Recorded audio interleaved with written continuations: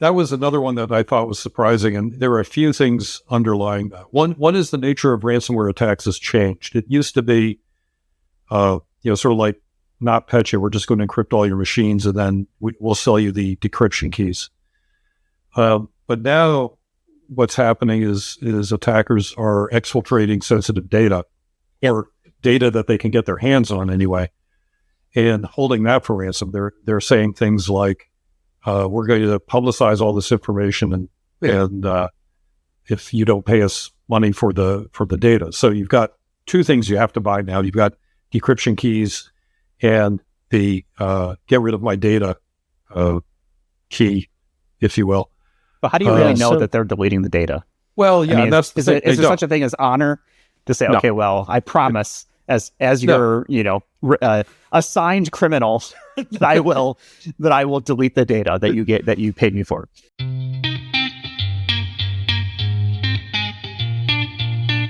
This is Identity at the Center.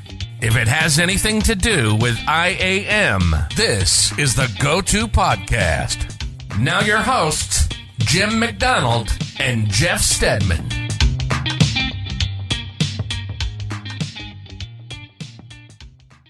Welcome to the Identity at the Center podcast. I'm Jeff, and that's Jim. Hey, Jim.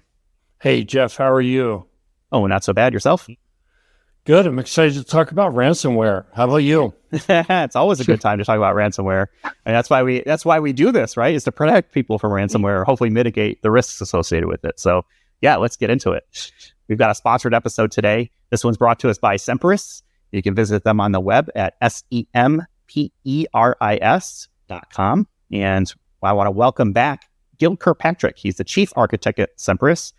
Gil, welcome back to Identity Center, because you've been with us before. Yeah, thanks, Jeff. I really appreciate it. It's good to see you again too, Jeff. So we were talking before we hit record, and it was like, oh yeah, it was just on like maybe a year ago. And then we looked it up, it was like, oh, it was actually 3 years ago. September of 2021. So, people can go back and listen to that. I'm not sure where this episode will be, 315, somewhere in that area maybe. But you were on episode 110, like way back in the day. So people can go check that out, see what's changed. But let's talk a little bit about, you in the identity space. Real briefly, how did you get into the identity space? Because I don't even know if we asked that question back then. Yeah, I don't remember if we talked about it or not, but so I've been building commercial software products for just about 50 years, which is kind of a long career. And the first platform I really worked on in the PC networking environment, so in the late 80s, early 90s, was Banyan networks. Now, not too many people remember Banyan, but it was the only legitimate enterprise scale PC network at the time. There was Novell, and Microsoft was sort of off on the side. Banyan Vines. Yeah, exactly right. And the interesting thing about Banyan Vines was it had an integrated directory, distributed directory, for groups and users, and I think computers as well.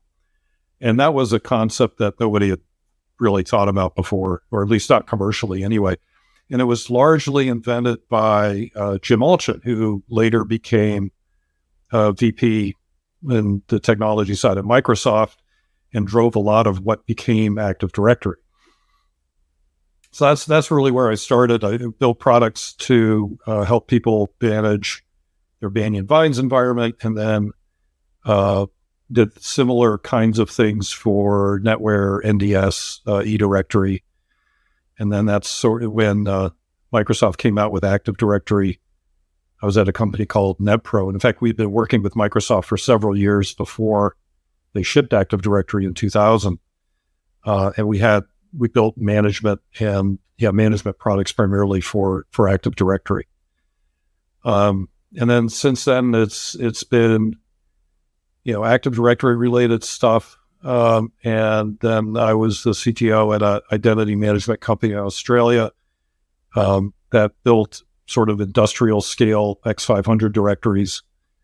And we did a fair amount of work with OpenID Connect and OAuth and those newer web protocols. And then came to Semperis in 2017, I think it was.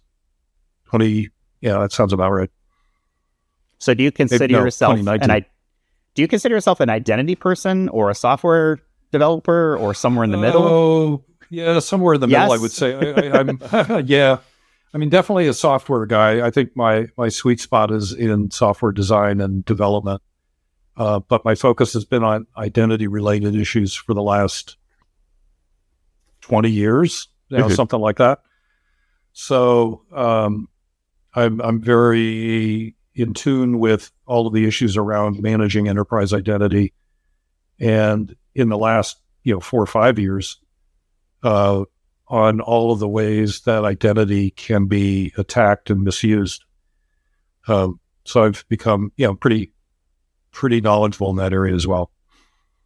Well, I'm glad you're here with us. And, this is a sponsored episode. So Semperis is sponsoring this episode. So make that very clear. So let's learn more about Semperis. I know we just had an episode not too long ago where we talked with Eric Woodruff, but let's get your take on, tell us what Semperis is, what it does, and that good stuff. Sure. So Semperis builds products for enterprises to improve the security and resilience of their hybrid identity platform. So typically that's Active Directory and Azure or Entra ID now.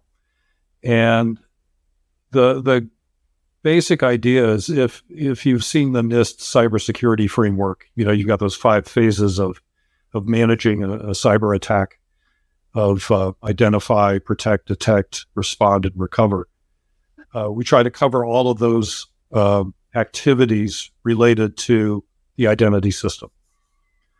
So we've got, as an example, on identify and protect, we have a free tool called Purple Knight, which is, people love this thing. It's astounding how many people have downloaded it and use it all the time.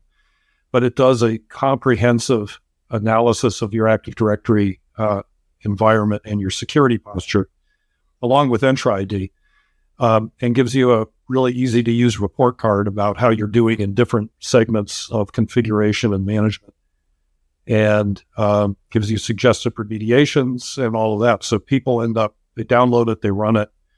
A lot of people run it monthly. They make that part of their monthly reporting activity to either IT or security. That shows how they're doing as far as securing their Active Directory. So that's one end of the spectrum. Then we have a product called Directory Service Protector, DSP, which has that same sort of evaluation of your Active Directory configuration, but it does it continuously. So immediately if there's some aspect of your security posture that's degraded in some way, and you can respond to that. And it also it keeps track of all of the changes that have been made to your Active Directory, and it does it in a way that doesn't rely on the logging system, because the event logs are one of the things that attackers turn off almost the first thing. It actually monitors the replication activity in AD and uses that to essentially construct a timeline of your Active Directory history, so you can see what things are being changed, and roll those changes back if you want to do that. And then in the most recent version of DSP, we've added activity monitoring. So it's actually tracking authentication of users and computers against AD and what services they're referencing, and detects things like brute force attacks or password spray attacks or any kind of anomalous authentication behavior. Again, with the idea of trying to detect attacks that are in progress so that you can then, start your incident response and remediate that, isolate the machines or disable the users, that sort of thing. Then finally, we have a product called ADFR, Active Directory Forest Recovery, and this is probably the product that most customers start with, or this is the product that most customers come to us about. Because recovering an Active Directory, the entire forest from backup, is really, really hard. And the likelihood of success, if you're just following the Microsoft playbook, is less than 20%. Back in the day, I used to run a workshop where we would walk people through the recovery process for AD. I gave them a virtual environment with 4 domain controllers and 2 domains, and a checklist of every single command you had to type in to actually make that happen. And it was a sort of a 2/3 of a day, 6-hour kind of thing. And the success rate was about 20%, even with all of the commands that you need to know that you have to type in. Sometimes it just doesn't work and you don't know why, so you have to start over again. So recovering AD from backup is hard, and ADFR automates that whole process. So it turns what might be a many-day recovery process for a larger enterprise into a couple of hours and 6 clicks. So I think now hopefully people listening are starting to understand why we're talking to you and specifically about ransomware, right? Because these are typically the things get broken during that kind of attack. I know we want to go through a ransomware report that you guys have, but I have, my own questions around Semperis. Where does the company name come from? Like, who came up with Semperis and what does it mean? Does it mean anything? Yeah, so I think, so I was a part of the conversation that led to that name, but it came from, the Latin, always watching. And that's sort of the idea is that our products are always watching your environment to make sure it stays safe. And it also sort of relates to the Semper Fi and the Marine Corps and all of that. It's not an explicit DoD reference, but it's definitely trying to convey the fact that we're always there and always faithful and always watching. So what is it that you think makes your solution unique in this space? Because I imagine you probably run into a lot of, jaded IT security people out there that are like, oh yeah, great, another tool, right, in this type of cybersecurity space. What is it do you think that keeps, people coming back and why you've been so successful? It's our focus on the identity system. 90% of cyber attacks go through the identity system in one way or another, either through stolen credentials or an otherwise compromised account, session hijacking, doing reconnaissance in Active Directory, trying to find potentially sensitive resources or privileged accounts, elevation of privileges. All of that goes through the identity system, and for 90% of the world, that's Active Directory. And we have a complete focus on securing and improving the resilience of Active Directory. I think that's why we've been successful. That combined with we've managed to build a ridiculously good and smart team of Active Directory experts. I mean, I think somebody calculated this. Sean Doobie, who runs our HipConf podcast and is one of our technical experts, I think he calculated we have like 200 years of Microsoft MVP experience. Something like that, all focused on Active Directory. Plus, we've got several guys who came from Microsoft, the PFE, Professional Field Engineer or Premier Field Engineer environment. So we have lots of very, very smart AD people. So 200 years, that's either one really old guy or a couple sort of old folks. Yep. What is it that, the question we get a lot is, okay, well, that's great. I've got a tool. How do I get the return on investment on it? Like, what's the way that you measure success?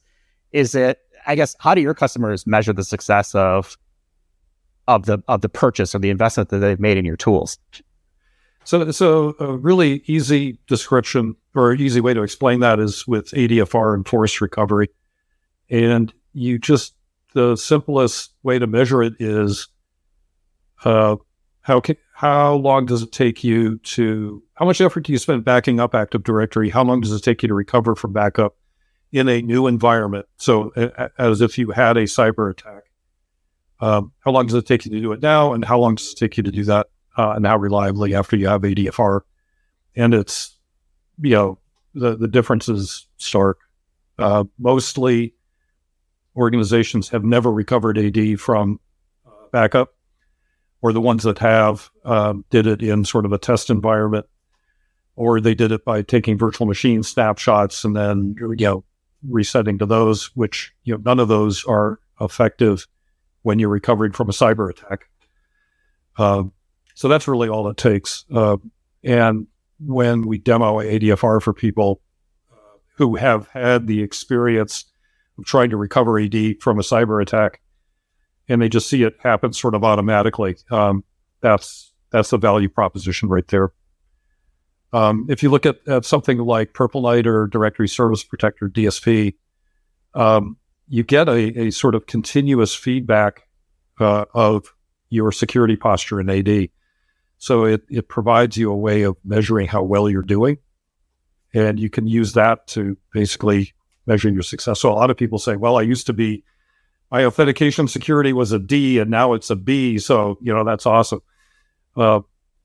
So I think that's another way that customers use to measure their success.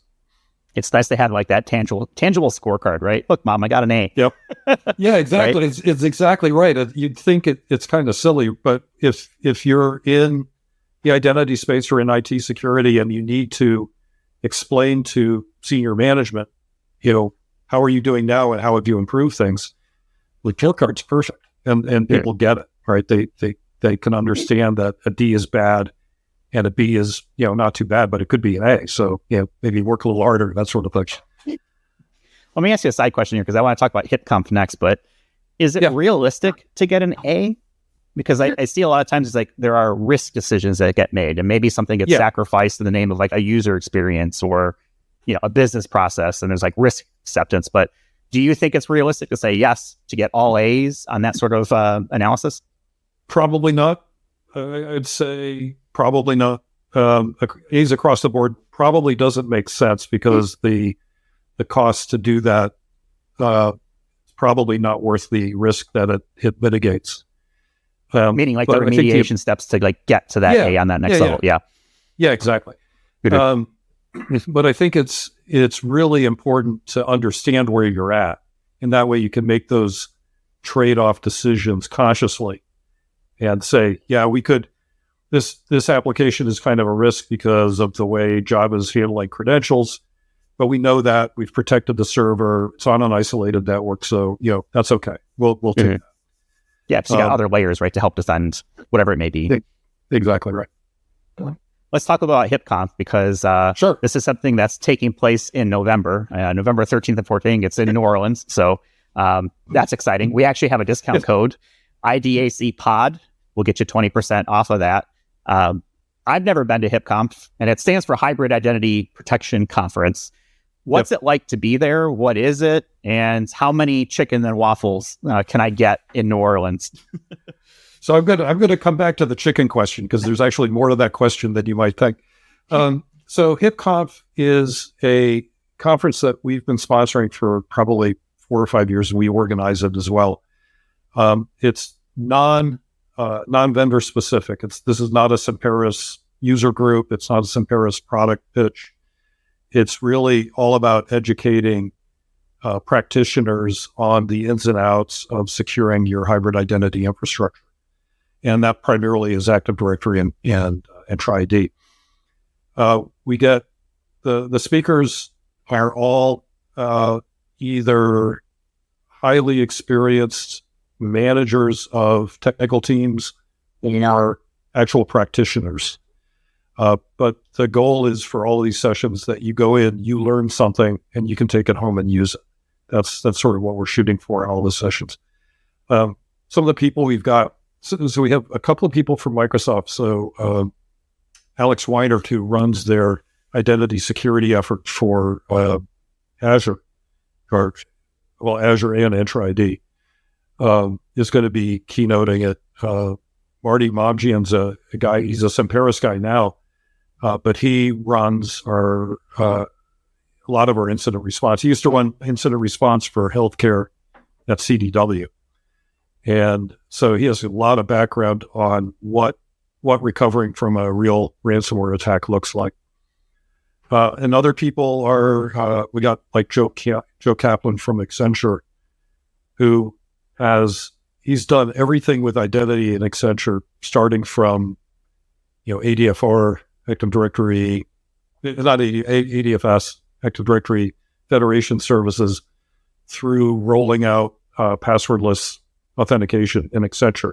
So you're talking about 800, 900,000 people So managing those kinds of transformations in large enterprises, he's got great insight into how that process works and where all the potholes are. So that's the kind of material that we're presenting at HipConf. As far as the experiences, it's very technical. We like to say, 300, 400 level kinds of stuff.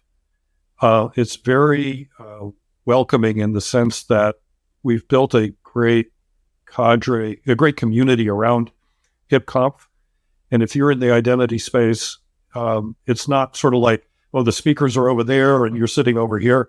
It's a very engaging atmosphere. So you get to talk with all the speakers. We make lots of time for networking, finding peer groups and talking with them. And of course, a place like New Orleans has a few places that you can go to afterwards, and after you've met a few people that you want to get to know a little bit better. So that works out as well. Hey, Gil, I'm going to transition us into the discussion around the ransomware report. Sure. But we've talked a lot about Active Directory. It's been my perspective that theoretically this is true, and unfortunately I've seen this in the real world as well, which is that Active Directory is kind of the honeypot. That's what, getting full control over the Active Directory is what the ransomware actors are looking for. Or you could say it's the chicken and waffles recipe all in one. Don't taint my chicken and waffles, man. Come on. Gil, why is that true? So for a couple of reasons. One is, I mentioned earlier that cyber attacks almost invariably, have to compromise the identity system in some way. You have to either pretend you're someone who you're not, and you're be able to get the privileges of someone who you're not. And it almost doesn't matter which identity platform it is. Whichever one you have is the one that you have to compromise to get unfettered access. The other reason is Active Directory isn't just a catalog of users. It's got information about all of the computers and services that are running on your network. So it's a great reconnaissance tool. First thing an attacker is going to do once they land on somebody's machine that happens to be domain joined is run a query on AD, get all the computers out, and look for all the ones that say, top secret SQL server or something like that, because that tells them the machine they want to go after next. And then the third thing, and this is something that is kind of interesting, but Active Directory is actually a great malware distribution tool, using group policy and sysvol. So you can, as an attacker, if you're trying to deploy ransomware, globally on the network, one way you can do it is drop it in sysvol and change everybody's logon script to download the malware. So those are sort of the primary reasons that people go after AD. It's the keys to the kingdom. It's a great description. And without going into all the details, and there's many ways that people can conduct an attack, but a lot of times they're trying to laterally move into different accounts that are more powerful. I think of help desk accounts. I think of service accounts. That seems to me to be a major vulnerability. I love the idea of somebody listening to the podcast, hopefully not driving their car, and listening and taking notes as they're listening to Gil. So what maybe is a takeaway of something someone can do today to, take a step toward being less vulnerable? Tell you the truth, the very first thing I would do is download Purple Knight. It's free, and run it in your environment. And I'm going to guess that since your audience is all interested in identity, that a good number of your audience has done that already.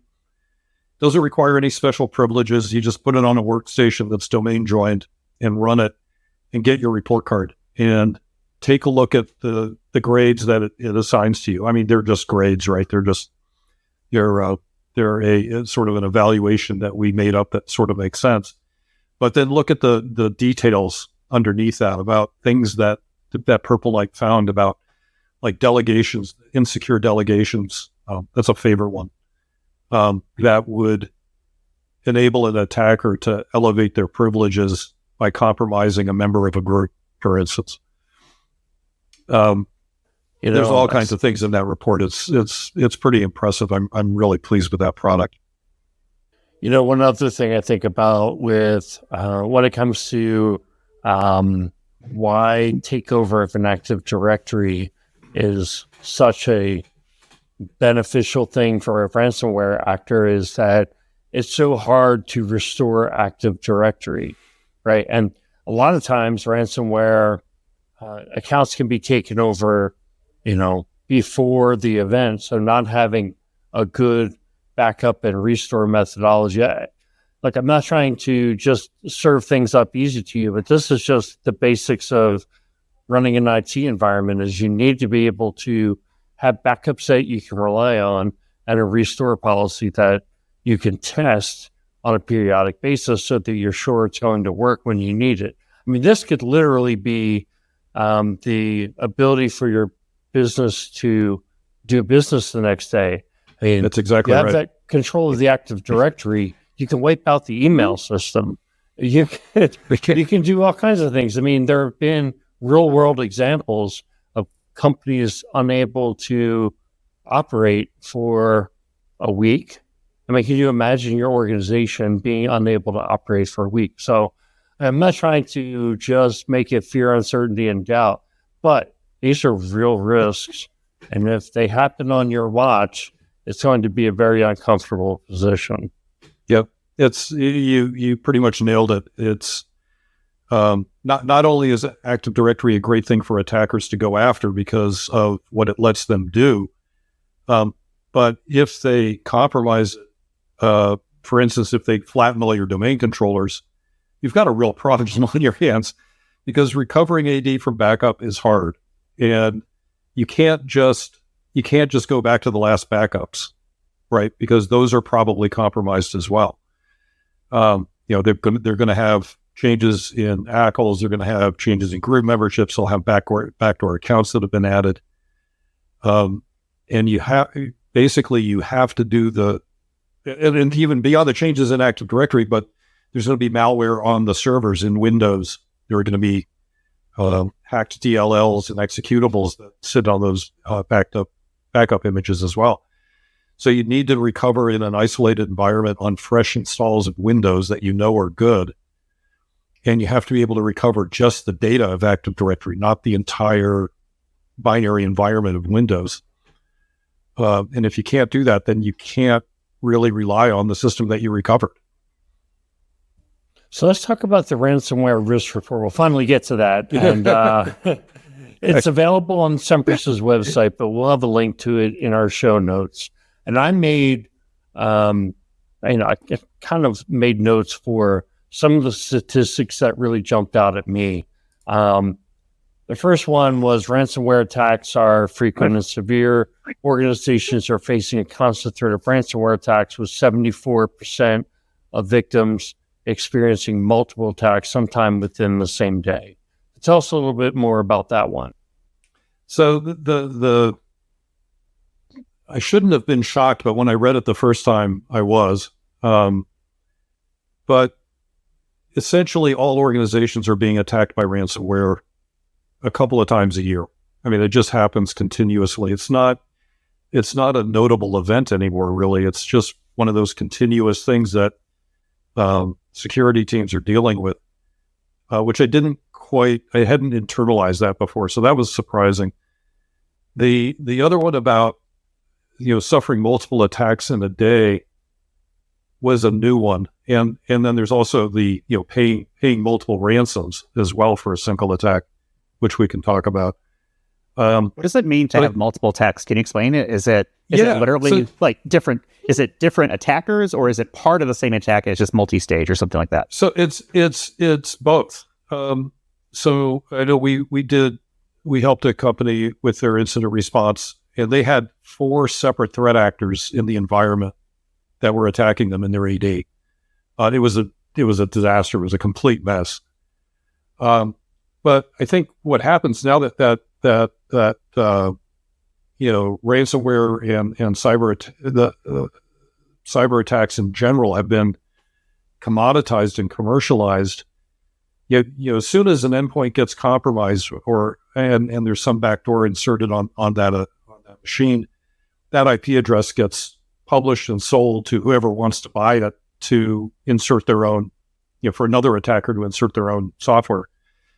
And I think that's one of the reasons why you see multiple attacks is that same IP address has been purchased by, half a dozen attackers, and whoever gets around to doing it will be in the network, and you have multiple attacks going on simultaneously. It used to be that I think a company would report a ransomware attack or some sort of a cyber attack, and it'd be in the news, and then all the attackers would pile on once they saw that in the news, because you figure, if they could compromise, then we probably can too. But now I think it's because all that stuff's just being sold on the dark web. You can buy 10,000 IP addresses and start working on it. Yeah, and it also seems to me like, there was a sub point in that, which was around paying multiple ransoms. I'm wondering, is that you're paying multiple ransoms to different people, or is it just that you can't really trust the people that are holding you for ransom? Give us $100,000, you give it to them. No, we want more. We want $200,000. So that was another one that I thought was surprising, and there were a few things underlying that. One is the nature of ransomware attacks has changed. It used to be, sort of like NotPetya, we're just going to encrypt all your machines, and then we'll sell you the decryption keys. But now what's happening is attackers are exfiltrating sensitive data, or data that they can get their hands on anyway, and holding that for ransom. They're saying things like, we're going to publicize all this information, and if you don't pay us money for the data. So you've got two things you have to buy now. You've got decryption keys and the get rid of my data key, if you will. But how do you really know that they're deleting the data? Well, yeah, is there such a thing as honor to say, okay, well, I promise as your assigned criminal that I will delete the data that you paid me for.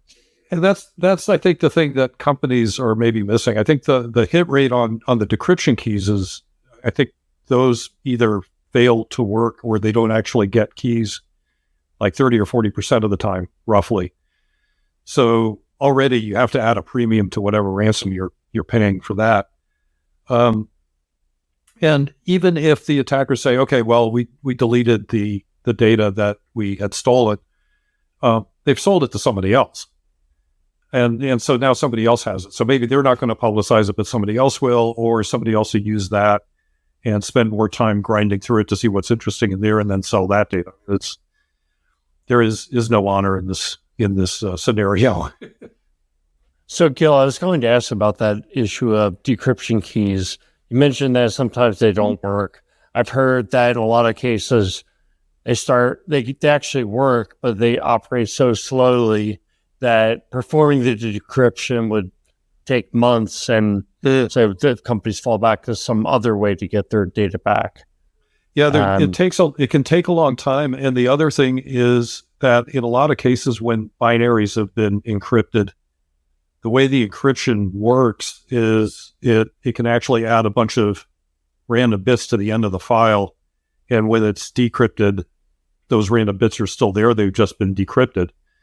And so you've got binaries that you've, quote, decrypted, but they still don't load. So you can't run them. So even though you've unransomed your Windows machine, it won't boot. Okay, so now that we've figured out there's no honor amongst thieves, the second point that kind of jumped out to me was, I'm going to read it off.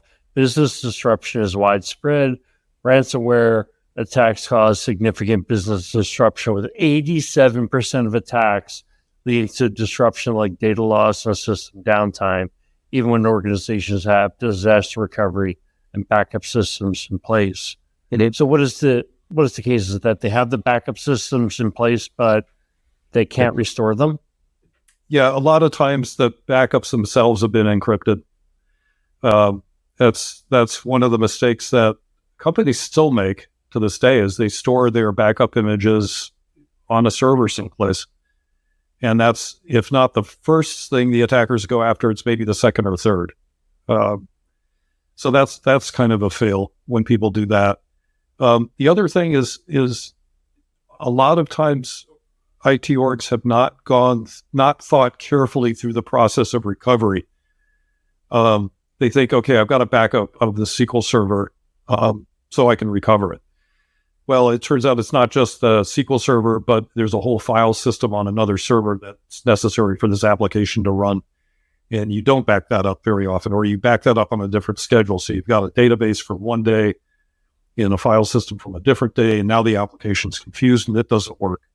So the whole problem of recovery from this sort of an attack is hard. And you have to work through it and work out all the details and actually test it.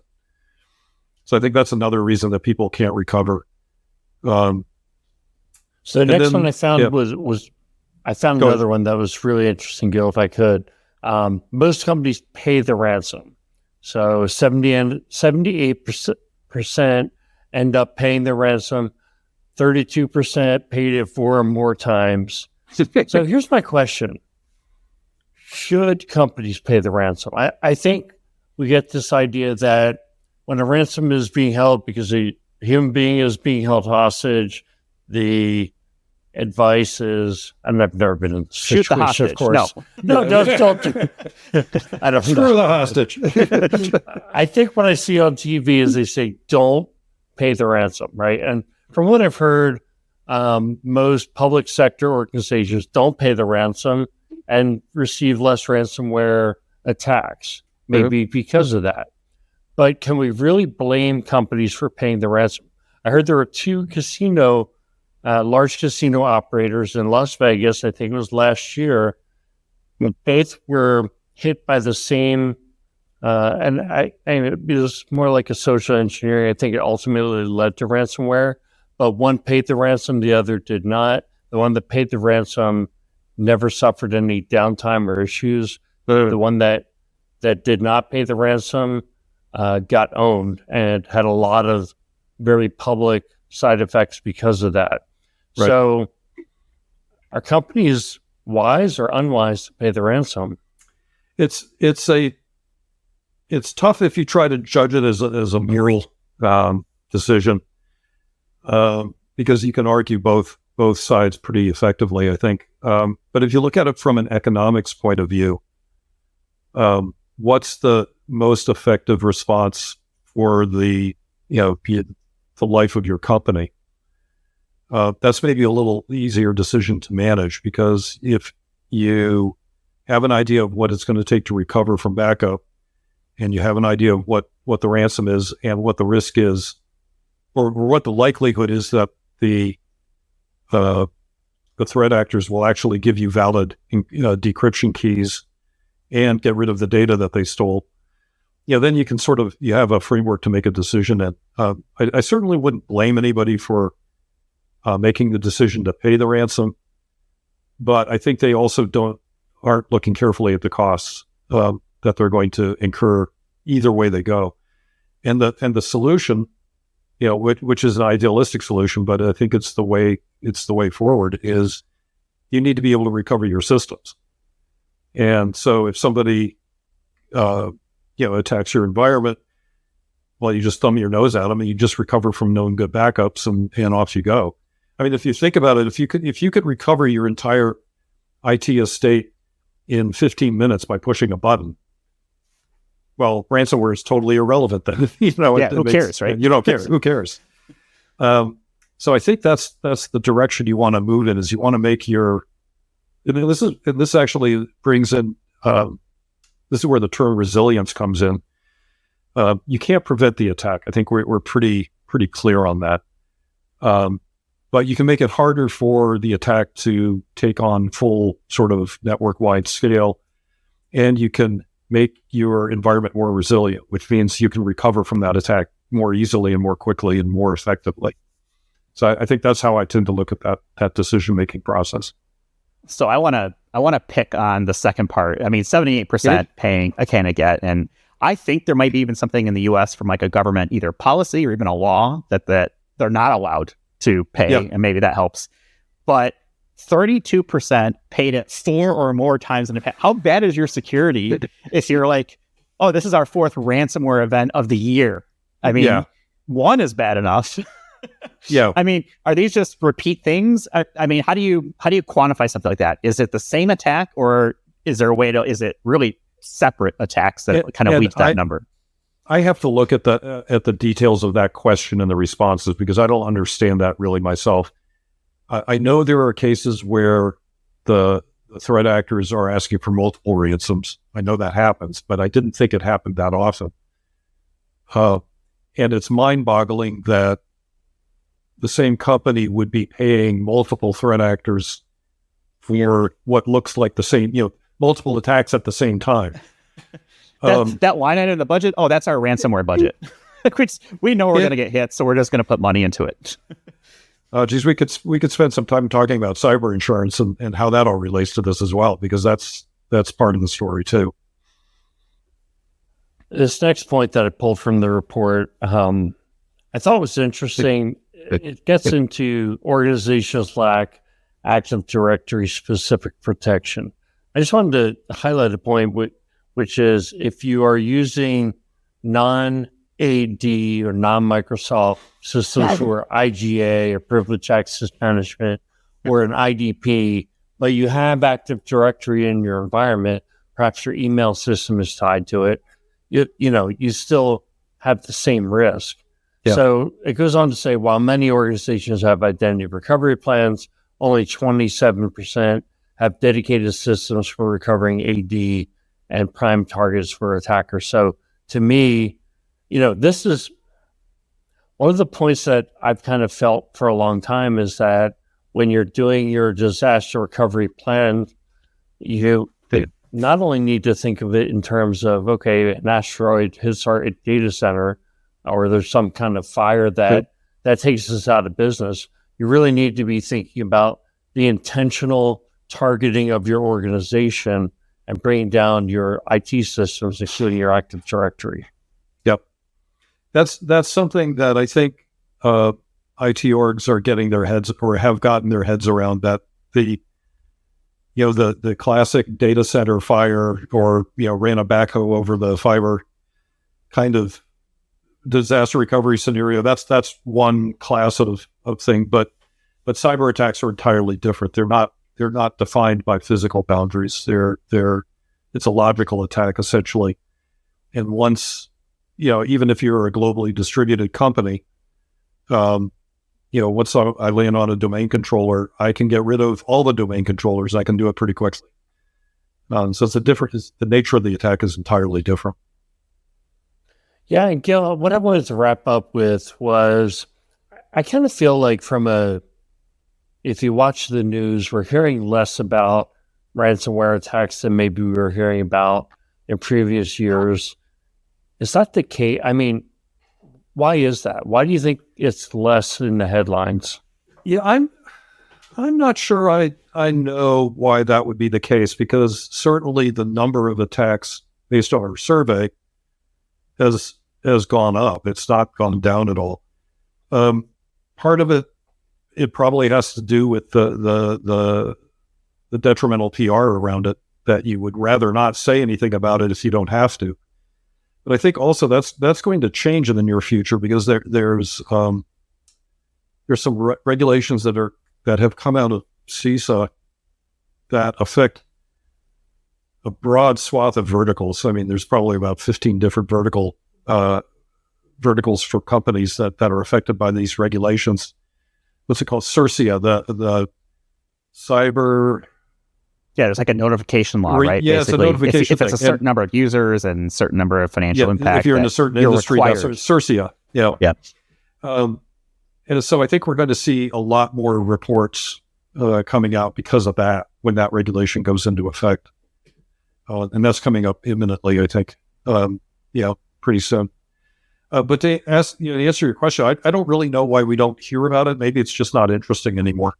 People get tired. So that's what I was thinking. That's my theory. And, I'm glad that Jimmy asked this question, because my theory is we've become desensitized to it. Oh, it's ransomware. And unless it's like a major one, like, a pipeline, a hospital, or something that has like a major impact, I mean, there's clearly a lot of attacks happening. They're just not newsworthy. And it's kind of like, oh, who cares?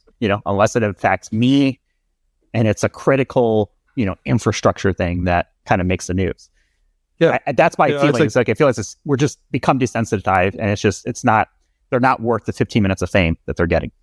Yeah. And I think there's a lot to that, because, the news that gets published is the news that gets clicked on. And, Joe's Animal Hospital in Salt Lake City being ransomware is not something people are going to click on unless you happen to have a pet that you take to Joe's Animal Hospital, so that... But even then, I think I get desensitized, like, okay, another breach, my data was in it. What am I going to do? Change my social security number? Change my name? It's just, it's at some point, it's like, okay, cool. Like, I'm sure, at this point, I would find it very hard to believe that, at least in the US, that no American has never had any of their data in any breach ever, right? Like, I think something has been leaked. Yeah. And what can you do about it? And so much of your data is owned by marketing companies now in some way or another. Anyhow, it's you're probably not saving yourself a lot of grief if you go through that, try to hide my identity stuff. Yeah, so nobody wants to give the answer. So nobody wants to give the answer that enterprises have invested in reducing the risk of ransomware attacks, and that's why they've gone down. They have spent a truckload on it, and the problem is that it's sort of, the attackers are evolving at the same rate that the defenders are. If you look in the future with the introduction of AI based attacks and AI based defense, that at some point we're just going to sit back and let the AIs duke it out, and we'll see who wins. You guys argue and tell me who won. Yeah, and the winners will be either NVIDIA or the power generating companies. Yeah, so it comes down to basic blocking and tackling in identity access management. It's phishing, it's social engineering of the help desk to get me in the front door, reset someone's cred so I can come in, and I sometimes shake my head that we're still here.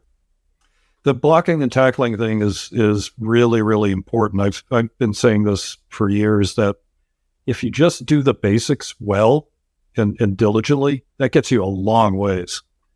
That makes it much harder for you either to get compromised or for the attackers to do anything once they've compromised an account.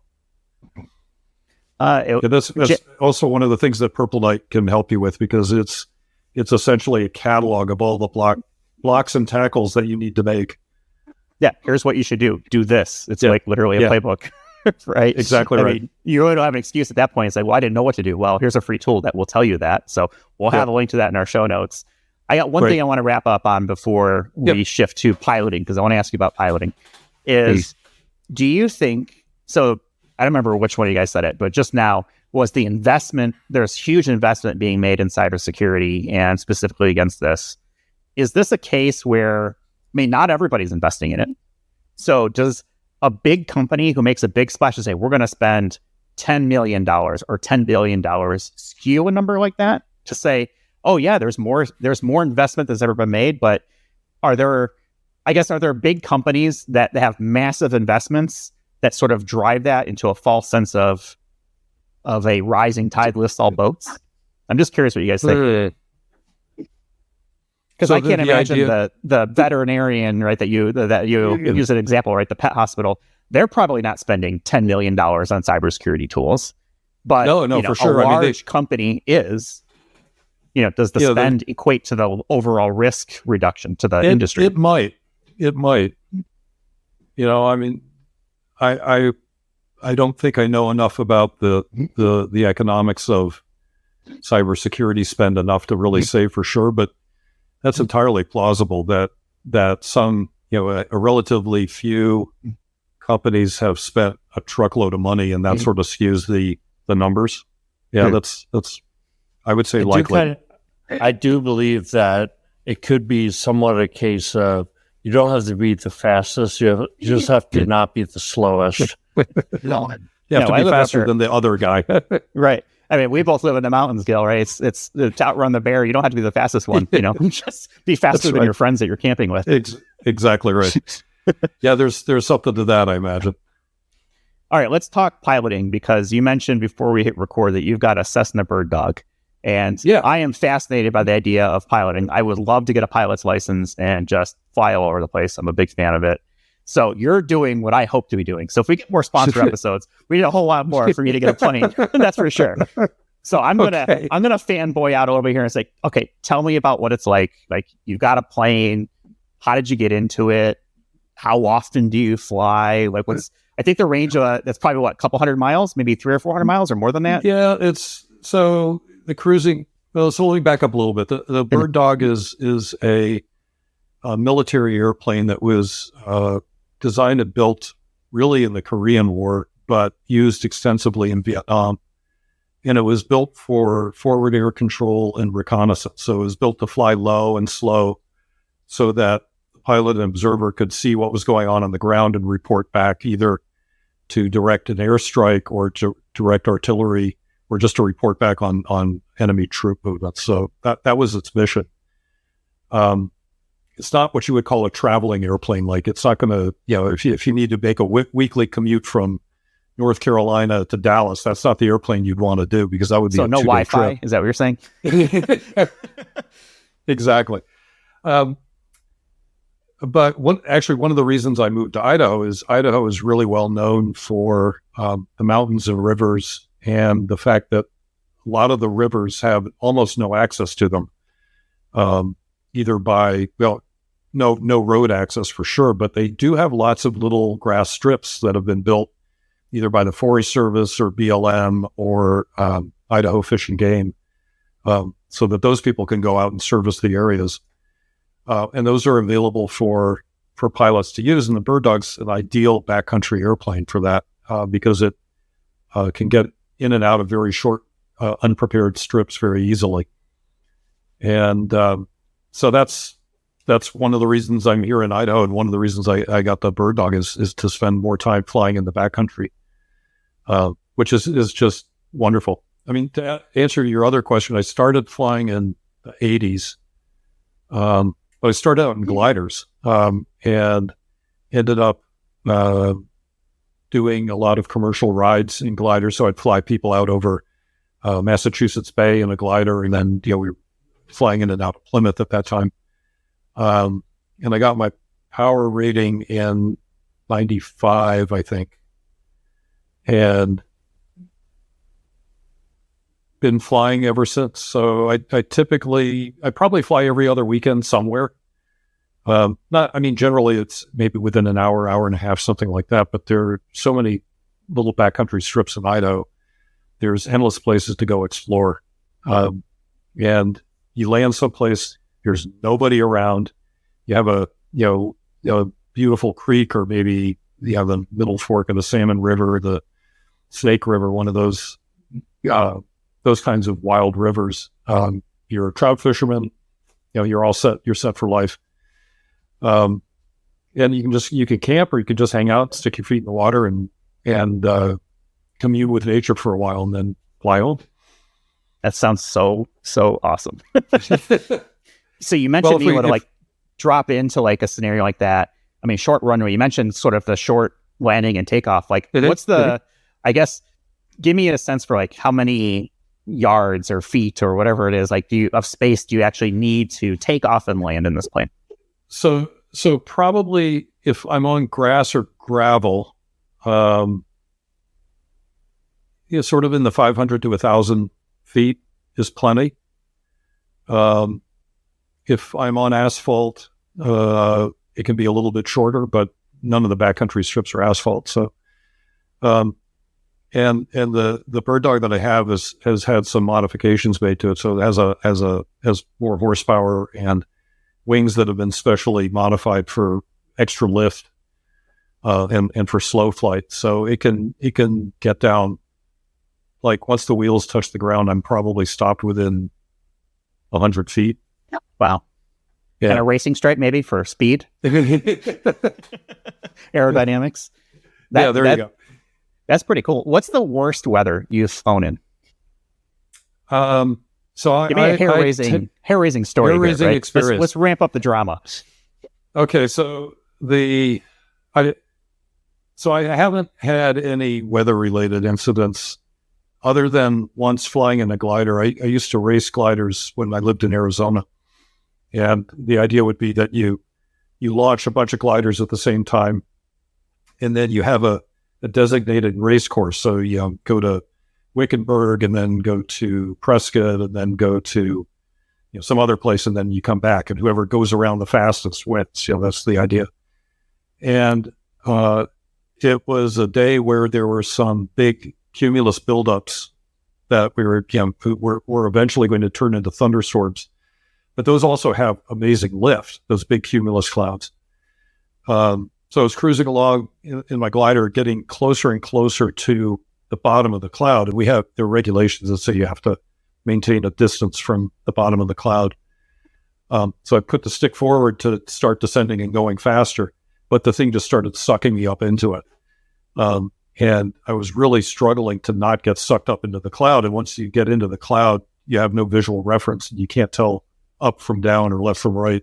And you end up losing control within 30 seconds or so.